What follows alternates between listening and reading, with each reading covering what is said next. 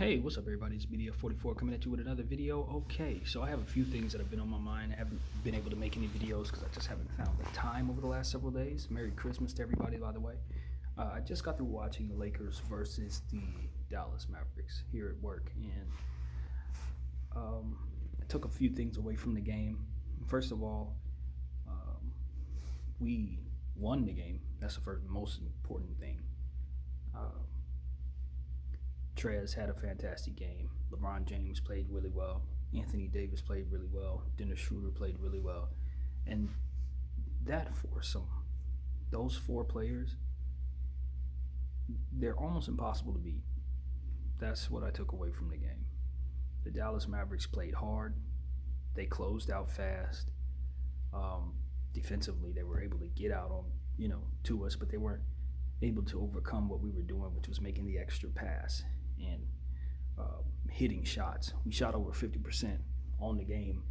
Um, Shot the three extremely well. Everybody shot well. Montrez, his mid-range game is what shocked the heck out of me. He can spot up with a man in his face and a hand up and hit mid-range shots consistently. That was a part of his game I didn't know was there.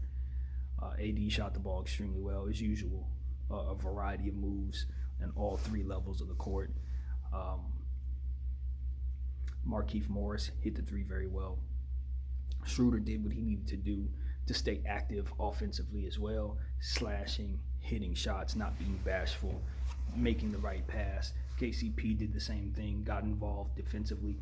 Both teams were very good in terms of having active hands defensively, reaching for loose balls, fighting for the ball. A lot of that from both sides.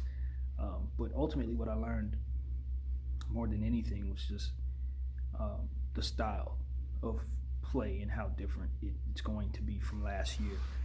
Even though you have Anthony Davis and LeBron James, who you can put anybody around them and pretty much be too much for most teams. But with what we did put down there, even if one of those guys aren't playing, we should still be too much for most teams. And that's how scary Trez and Schroeder are together. It's like those guys, just like I said about the Clippers last year, having Lou Williams and Trez, us with Schroeder and Trez is the same dynamic. And it's devastating. Like, you can't beat that. Even if, like, for example, there were some situations down there where I thought the Lakers could have done things a little better. Like, we didn't play a perfect game out there by any stretch of the imagination. We let Dallas hang around. And if this was a game like last season, if we would have had this same type of play last season, this may have been an overtime game.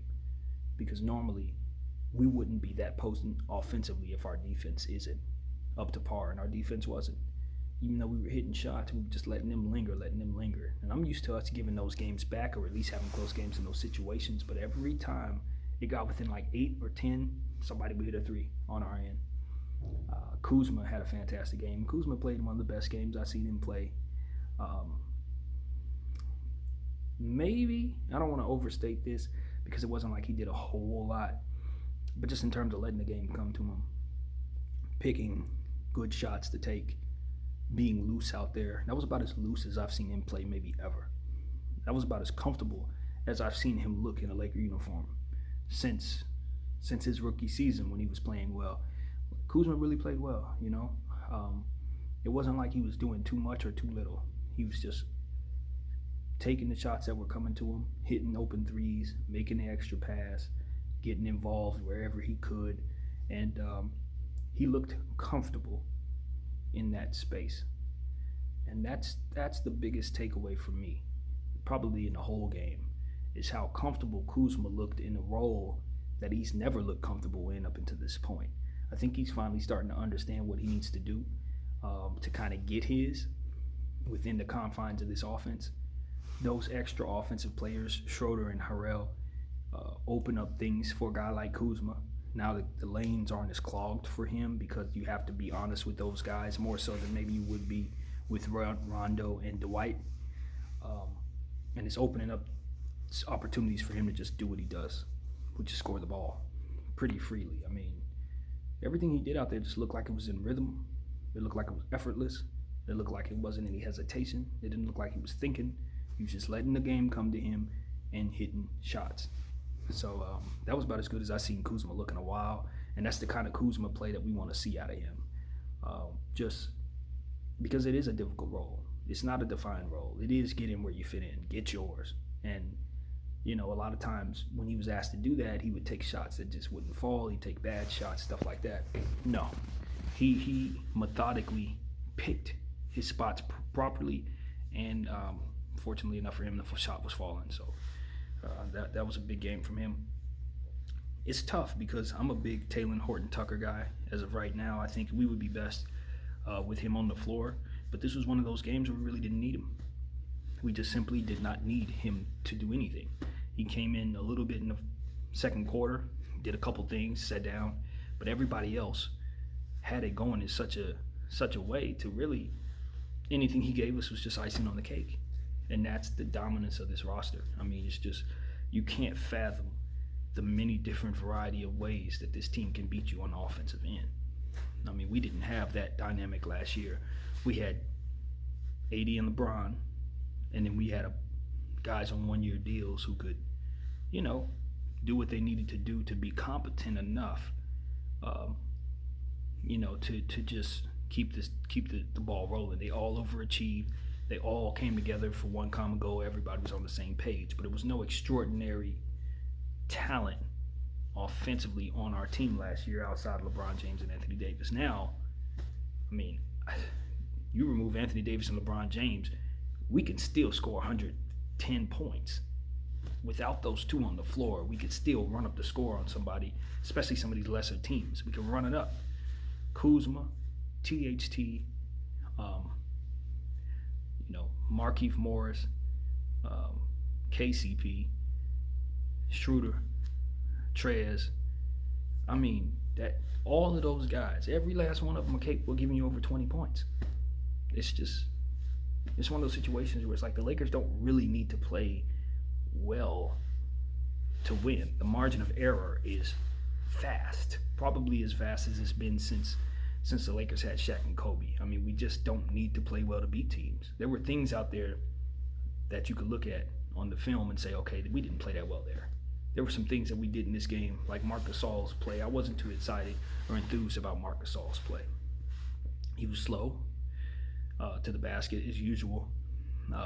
He didn't hit some of the shots that we needed him to hit. Otherwise, on another team, that would have been a big deal. Him not playing well could have cost us if we were somebody else. Him not playing well would have had a lasting impact on the game. Him not playing well had no consequence whatsoever. It just didn't matter. THT only playing 7 minutes had no consequence. And that's what I'll have to adjust my mind to thinking and understanding as somebody who analyzes this sport.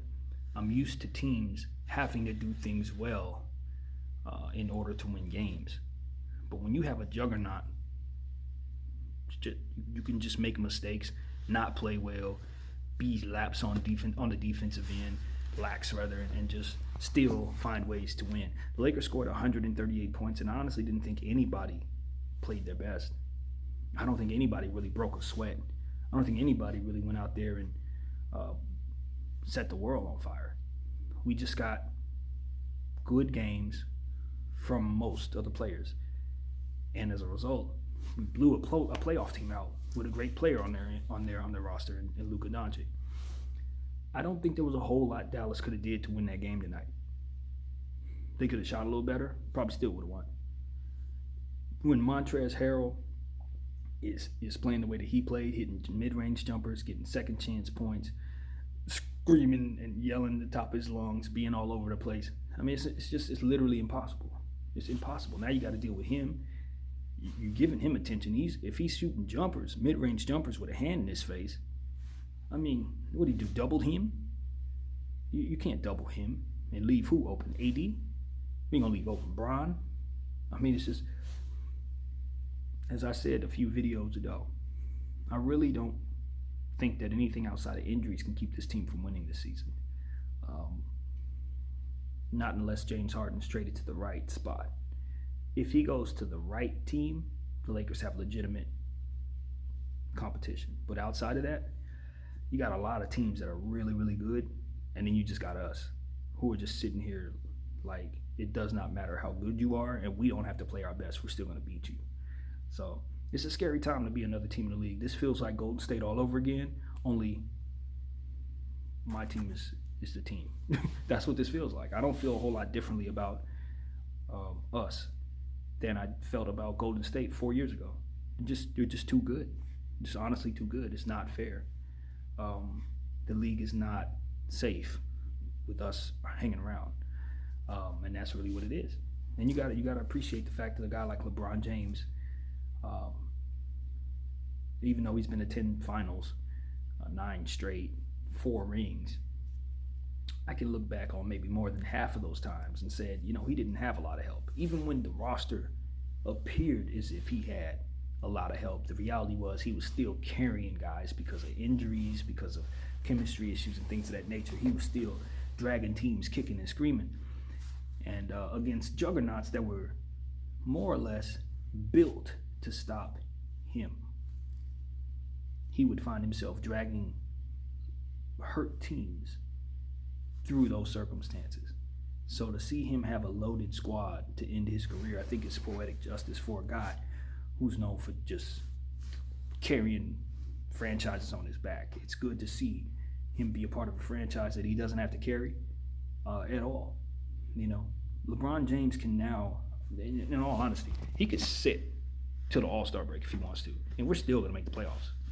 Like, that's how good we are. Trez, AD, and Schroeder, and Kuzma, and THT, and KCP. Those guys are good enough to make the playoffs. They're good enough to get you to the first round and maybe out of the first round. So it's just, for someone who loves the game and someone who picks apart the game the way that I pride myself in doing, some stuff you just don't really have to pick apart with this squad. It's like, okay, we made a few mistakes, but guess what? The greatness of these 2 super duper Hall of Fame talents, coupled with these rising young 6-men superstar type bench players, makes us impossible. We're just literally impossible. So good luck to everybody. I think if we lose games, it's going to be because we didn't do what we were supposed to do. And even some of those games where we don't do what we're supposed to do, we're still going to win. And for me, it's just about making sure you don't establish those bad habits, thinking that you're as good as I'm saying we are, and then getting to the playoffs and having bad habits. Because there's a difference between beating a different team every night and then having a team scheme against you with a coaching staff focused only on you and your strengths and how to stop them. That's when teams like us can get hit in the mouth because you think you are so great and you've been able to get away with some of the bad habits that you've had and still win. That's my concern about this team, that we get overly cocky and we get hit in the mouth in the playoffs after running up 70 wins, something crazy like we're about to do. Because I really don't see us losing too many regular season games, man. I really don't. It's too many weapons. We can withstand injury. Like, it's just not a whole lot you can do. So, yeah, that's what I saw. Just a whole lot of scoring, variety of scoring, different angles we can score from, a bunch of players that can score from all 3 levels of the court. It's dangerous. And if Kuzma's going to continue to shoot like this, like I said, THT, we've seen what he can do in the preseason. I don't think that was a fluke. You give him 30 minutes a night, he's going to drop 30 and 10. Like, he's that guy. I just don't know where he would get those minutes on this team. So that's my concern. I don't want us to stunt his growth, and I certainly don't want us to give up on him. So we got to figure out something, and I believe we will. Wesley Matthews, Marc Gasol, those are guys whose minutes can come down. I don't think they're going to mind sitting as long as they're ready for the playoffs. A guy like THT, we can develop him and turn him into a starter for our team and find ourselves in a happy situation. I know that babysitting when you got a team like this seems redundant.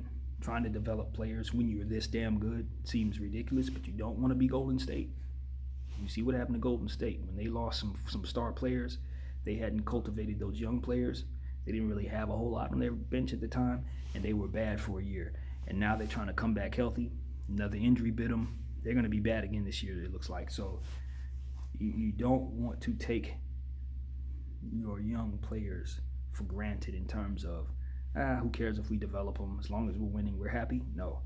You want to make sure that those young players are getting to be the player you want them to be, keep their value high, because things can change in the NBA really, really fast. And even though we're in the catbird seat right now, a couple trades take place and a few injuries take place, and suddenly it's not the same game. It's not the same situation. So I'm smart enough to know that. And I'm 100% certain Rob, Jeanie, and LeBron are as well.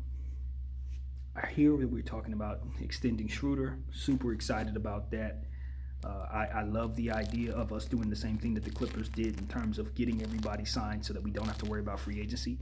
Free agency is just a headache. When you have a big market team, you have the superstars you want. There's not a whole lot of room. It's not a whole lot further to go up from here.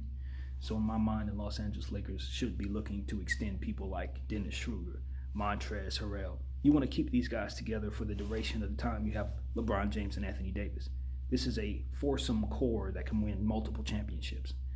Schroeder and Harrell doing the heavy lifting, and LeBron James and Anthony Davis collecting the rings at the end of the year. I mean, that seems like a recipe for winning for me. That's a recipe for winning. We already got Kuz on. You know what I'm saying? If we can get Schroeder locked in, that'll be great. I'm pretty sure Trez is going to want probably a little more money than we're going to want to give him. But we got time to consider that. We got a whole season before we have to even really think about that. So that's a good thing with him. He's on for 2 years.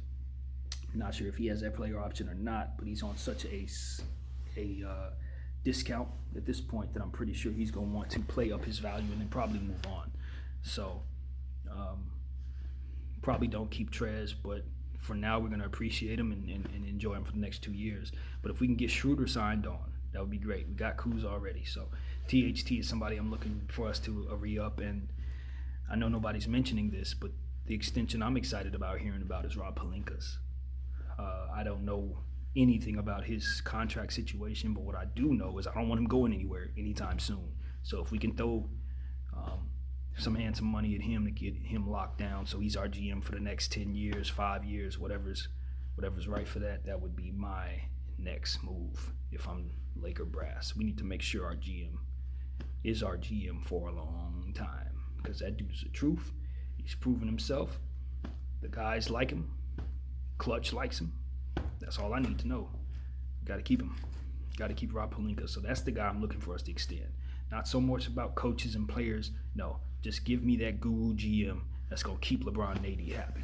Let's keep him happy. So yeah, that's what I got for my team, man. Marc Gasol is the guy I'm looking at, and I'm saying, okay. I don't like the dynamic that he has on the floor because he's slow. It has nothing to do with how smart he is. He's probably a fantastic coach on the floor for us. I think come playoff time, he'll hit big shots. He'll get big tip-ins, things of that nature. He will help us. It's not about that. For me, it's just, I hate when we have somebody on the floor that's slow when everybody else is fast. It's just a pet peeve. And that's really all it is, really, because you don't need Gasol to do anything but just be down there, make good passes, and hit his free throws. That's literally all you need him to do. If you hit a three here and there, you don't need to do nothing else. But when you're getting off the slow starts, and it's because your center's giving up layups, or it's because your center is not catching the ball, just slow. You know, he's old. You know, Marc Gasol is older than, if I'm not mistaken, he's older than me and Bron. He may be older than me and Bron. So, you know, unlike Bron and like myself, he really can't move around out there like that. So if the Lakers decide to trade him at the trade deadline, it won't make me upset. I do like him starting because Trez comes off the bench, and I think that Trez being undersized and deficient defensively makes it so that that's a dynamic that probably is needed not needed in the starting lineup. Trez is best off the bench because of him being so undersized, and he's such a spark plug, and the switch gets turned on from Marc Gasol being slow as he's been, as I described, to Trez coming in with his fast pace, muscle play, inside, offensive rebound, and screaming and all that good stuff that he does. It's a good transition from Marc. So I like that dynamic. even more so because of Mark. So we just got a great thing going right now. I think if the health holds up, there's nothing stopping us from winning it. And if we can get Schroeder signed on for another year, I think we'll be the favorites going into next season as well. So it's a scary time for the rest of the league. Real scary. My name is BDF44, and that concludes my Lakers stuff. Merry Christmas. Go Lakers.